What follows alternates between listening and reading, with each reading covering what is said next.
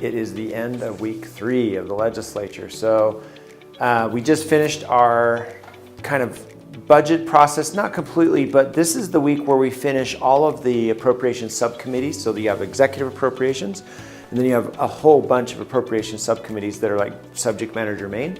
They just went through this week and finished their requests for appropriations. So if you have a request for the state, for a state purpose, for money, you go and request to a committee. And if the committee approves that request, then that request moves up the ladder to executive appropriations to see if we could actually fund it or not. This week, so the big things that were going on this week are the appropriation subcommittees kind of finalized their request for appropriation processes and lists. And this is kind of the first mad rush of the session kind of culminates today. So the next week, the 4th week of the session, is actually the slowest week of the whole session because the appropriations process is mostly done.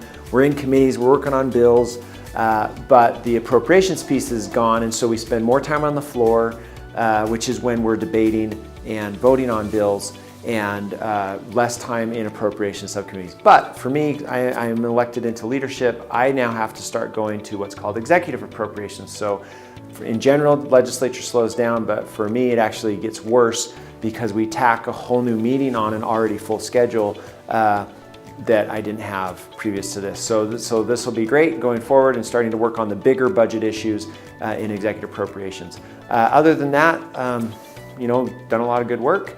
I threw out a couple bills specifically, but I think I'm out of time on this. You can always go to le.utah.gov. You can search my name, you can see what bills I'm running, what bills I've sponsored, listed bills that are even being drafted but under my name, and other things that are going on here at the legislature. Thanks for watching this, and if you have questions, you can always reach out to me. Bye.